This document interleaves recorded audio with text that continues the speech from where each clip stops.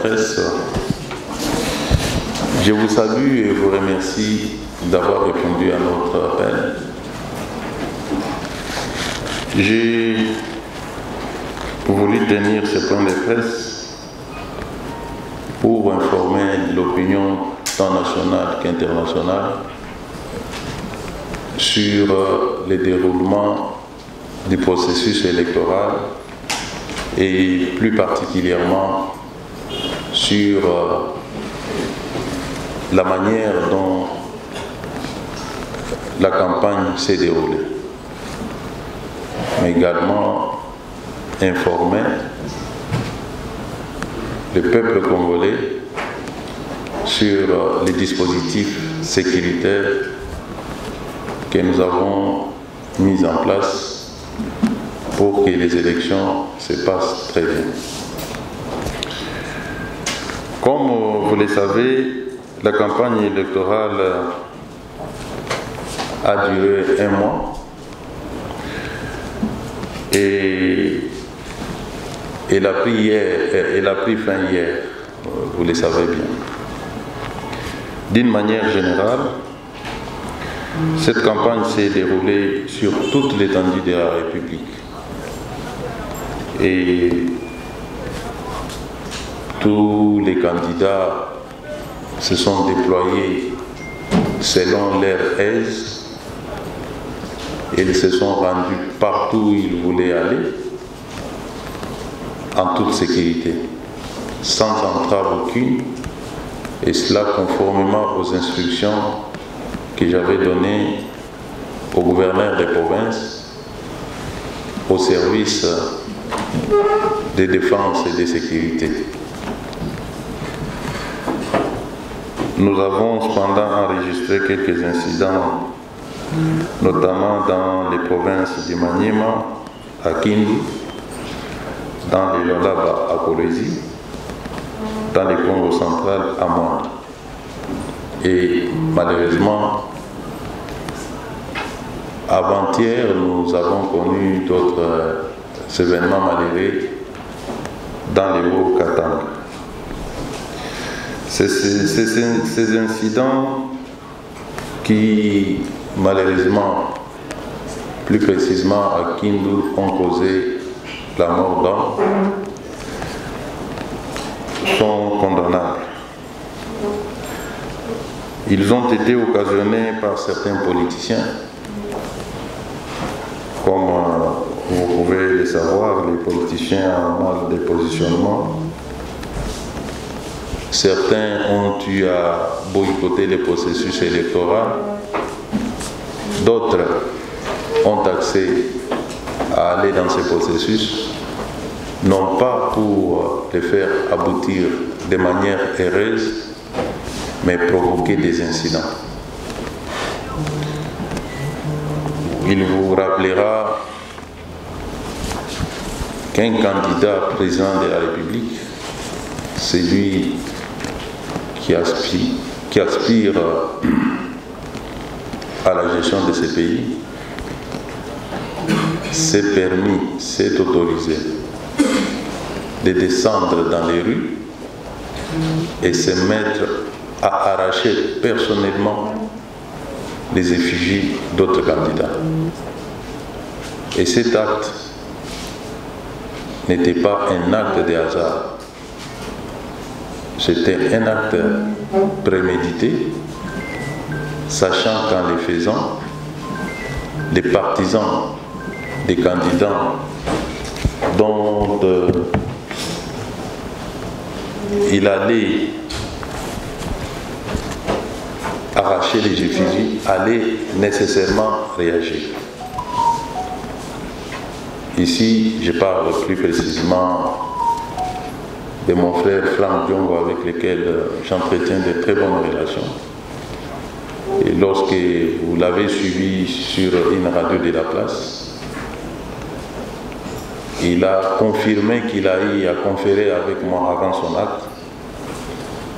Vous pouvez comprendre facilement, moi, en tant que ministre de la Sécurité, je ne pouvais pas l'autoriser à descendre dans la rue, puisqu'il m'avait dit, il m'avait prévenu qu'il allait descendre personnellement pour arracher toutes les effigies des candidats membres de l'Union sacrée. Et je lui avais conseillé de ne pas le faire. Malheureusement, il est descendu seul. Et je pense que vous avez vu les images. Donc, tout ça, c'est un comportement planifié dans le but de décrédibiliser le processus électoral qui, d'une manière générale, s'est déroulé dans la paix, provoquer des incidents, afin que les forfaits soient imputés aux dirigeants que nous sommes. Et c'est ici, pour moi, l'occasion de féliciter le professionnalisme de notre police, qui a consenti beaucoup d'efforts dans des conditions vraiment difficiles pour être toujours présent là où les incidents étaient déclarés. Le processus électoral qui est en train de s'achever avec les élections de demain a connu beaucoup de menaces. Des menaces tendant à porter atteinte à la bonne tenue des élections. Ces menaces sont d'ordre d'abord politique. Et sur le plan politique, c'est comme je venais de vous dire, ce sont des hommes politiques qui, par leurs déclarations, tantôt ils appellent au boycott, tantôt ils appellent au soulèvement populaire, tantôt ils sont dans un discours tribal, un discours de division. Vous le savez bien, certains de nos compatriotes aujourd'hui sont menacés dans les grands Katanga, chassés de leurs habitations, le tout pour les empêcher d'exercer leur droit, de se choisir leurs dirigeants.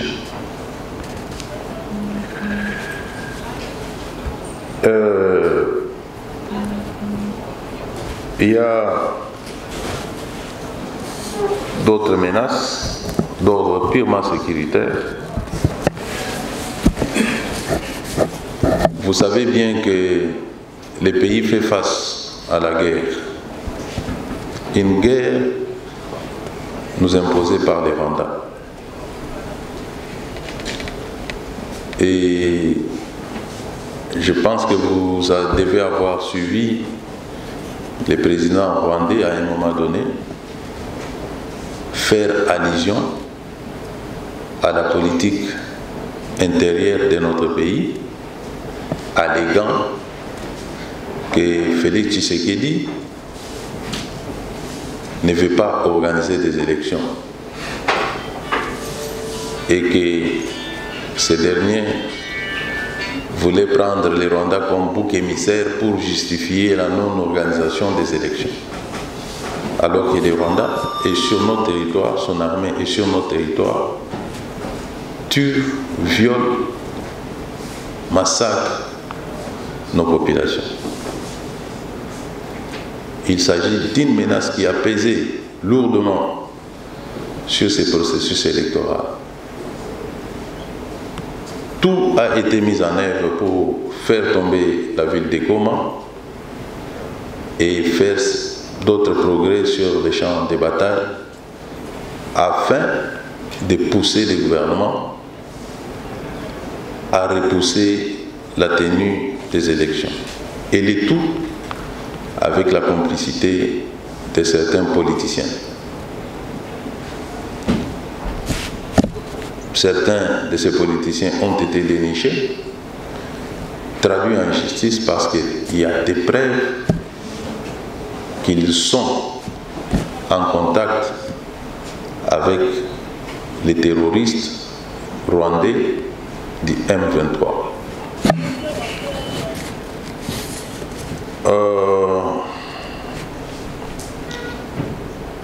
Parmi ces menaces également, il y a un complot de certaines puissances étrangères qui ne veulent pas voir les Congolais se choisir librement les candidats de leur choix. Il y a des multinationales, de certaines nationalités qui financent cette guerre, qui financent certains hommes politiques qu'ils ont choisis, à défaut de gagner et de renverser les institutions de la République par voie de guerre. Ils ont choisi de soutenir certains candidats pour qu'ils soient élus afin de se mettre à leur service. Face à ces diverses menaces, il y a une autre menace encore beaucoup plus dangereuse. C'est une tentative entretenue par certains hommes politiques. Certains sont candidats à ces élections présidentielles, soutenus par certaines organisations internes qui se déclarent comme des organisations citoyennes électorales, et ils ont acquis du matériel sophistiqué pour essayer d'attaquer les systèmes électroniques de la CENI. Vous êtes sans savoir que le système de la CENI aujourd'hui est essentiellement électronique. Les transferts de données par voie électronique. Vous avez appris qu'il y avait une organisation internationale invitée par le gouvernement congolais pour venir faire l'observation. Parce que le gouvernement n'a pas besoin de cacher quoi que ce soit. C'est de manière libre et souveraine que le gouvernement de la République démocratique du Congo a lancé des invitations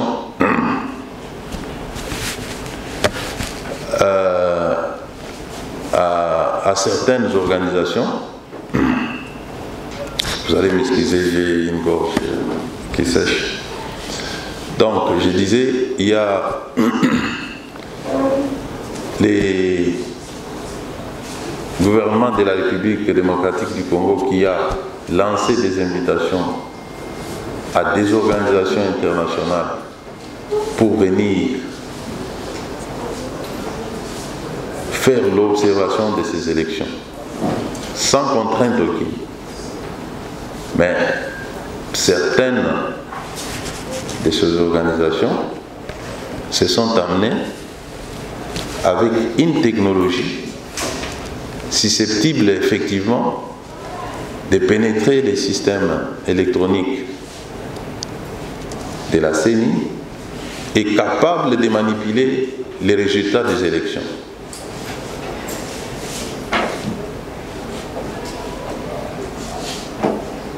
Ayant découvert ces comportements, le gouvernement de la République a invité les responsables de cette organisation, si vous voulez que je sois beaucoup plus clair, il s'agit de l'Union européenne, que nous avons invité pour leur montrer que les matériels que vous avez amenés ne cadrent pas avec la mission d'observation. Vous ne pouvez pas venir observer avec des machines susceptibles d'accéder aux données de la CENI. Je ne pense pas que cela se soit déjà produit dans le monde. Et nous leur avons dit, c'est nous qui vous avons invités, nous voulons bien que vous puissiez observer ces élections, mais ces appareils posent problème, trouvez d'autres, puisqu'en réalité, ils devaient avoir juste moyen de communication pour être en contact avec leur direction à Kinshasa et devoir communiquer à temps réel sur ce qu'ils auront observé sur le terrain. Mais de là amener des matériels que nous avons vus, on a estimé que ce n'était pas correct. Et c'est de manière libre, lorsqu'ils ont vu que nous avons découvert cette situation, ils ont décidé de changer le format de leur mission pour nous dire qu'ils ne devraient plus se déployer à travers le pays, mais qu'ils pouvaient faire des observations à partir de Kinshasa. Hier, j'ai tenu une très longue réunion avec tous les responsables de la sécurité de notre pays. Ils ont mis la main sur 5 personnes de nationalité étrangère. Sur ces hommes, on a trouvé des indications qui corroborent ce que je viens de vous dire. Et ces personnes ont avoué sur procès verbal qu'il y avait 50 observateurs. Ça a été même constaté dans leurs documents qu'il y avait 50 observateurs qui détiennent les mêmes types de machines que nous avons refusées à l'Union européenne. Et ces gens travaillent avec une structure qui fait trop de bruit. Cette structure est financée en termes de millions, plusieurs millions, juste pour faire cette besoin. Cette structure qui veut se transformer en CENI, en violation des règlements et des lois de la République. Je dis ces choses à l'opinion pour que vous sachiez les enjeux et les menaces qui ont pesé sur ce processus et qui continuent à peser. L'objectif, c'est quoi? C'est une préparation des contestations des résultats que la CENI, qui est le seul organe habilité à publier les résultats des élections. Ils ont mis en place ce qu'ils appellent leur centre de compilation. Ils ont engagé un grand nombre de personnels. Ils ont une technologie connectée sur satellite. Et je vais vous informer que ce n'est pas du nouveau parce que ça s'est passé dans un pays, en Afrique, manipuler les résultats des élections et donner victoire à un candidat de leur choix.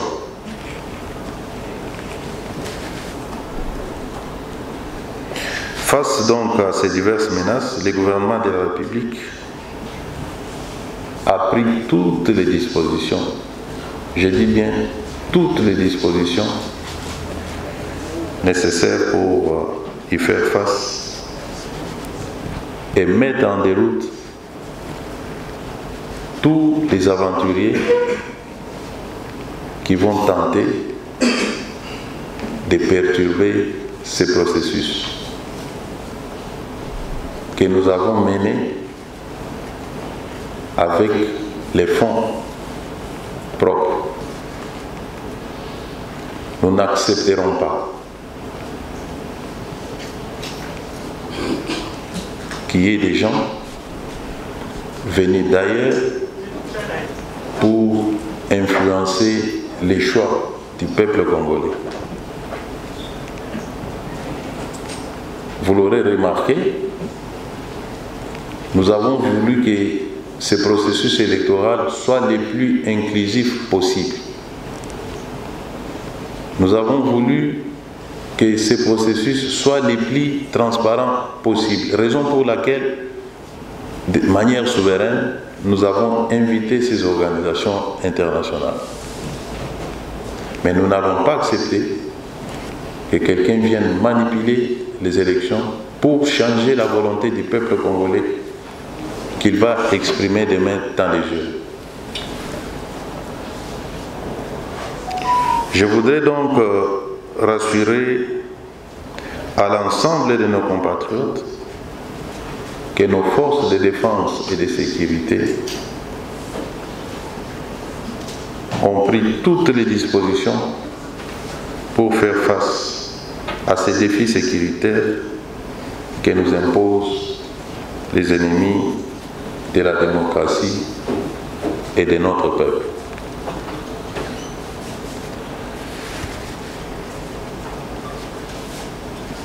Je vais donc, à cette occasion, confirmer à l'ensemble de notre peuple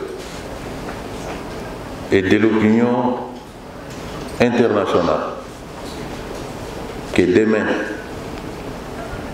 le 20 décembre, il y aura bel et bien des élections sur l'ensemble de la République. C'est ainsi que j'invite le peuple congolais à se mobiliser pour aller s'acquitter de son devoir civique, pour choisir les candidats de son choix.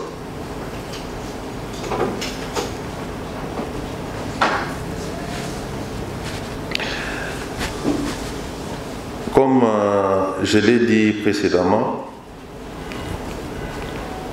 toutes les dispositions sont prises pour sécuriser nos compatriotes qui vont voter. Je dis bien toutes les dispositions visibles et invisibles sont prises pour assurer la sécurité de tous les Congolais demain. N'ayez pas peur, ne cédez pas à la panique, soyez vigilants,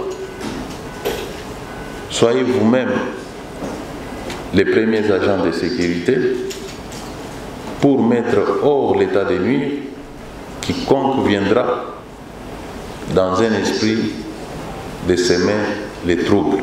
Maîtrisez-les, amenez-les à la police la plus proche. Mais la police elle-même sera sur terrain. Je vous ai dit qu'il y a des dispositions visibles et invisibles. Le semeur des troubles sera appréhendé soit par ceux qui sont visibles ou par ceux qui ne sont pas visibles.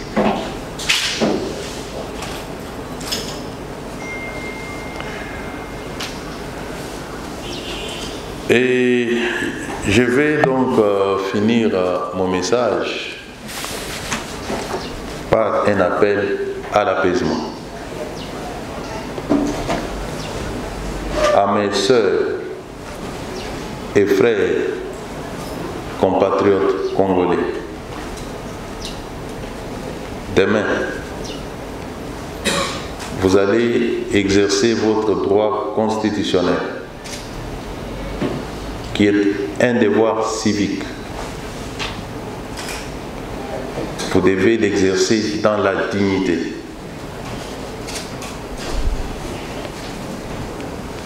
La violence, depuis l'homme de sa dignité. La violence, depuis l'homme ou la femme, de son inhumanisme. Allez exercer votre droit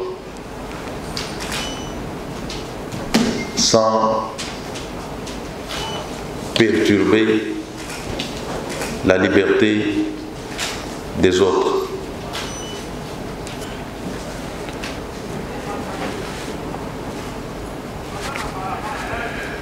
N'usez pas de la violence, parce que la violence appelle la violence. Choisissez vos dirigeants pour les 5 ans qui viennent. Ne détruisez pas ce que nous avons acquis chèrement, parce que les élections, c'est un seul jour. Après ce jour, la vie doit continuer. Voilà pourquoi je souhaite que vous puissiez exercer ces droits dans la paix. Le vote est un droit fondamental, comme je n'ai cessé de le dire, inscrit dans notre Constitution. Et nulle personne, je dis bien nulle, n'a le pouvoir de priver quiconque d'exercer librement son choix à travers les yeux. Voilà, mesdames et messieurs de la presse, la communication que j'avais à passer à travers vous, à notre peuple, et à l'intention de tous ceux qui aiment le Congo, tous ceux qui accompagnent le Congo, et je vous remercie. Merci beaucoup, Excellence.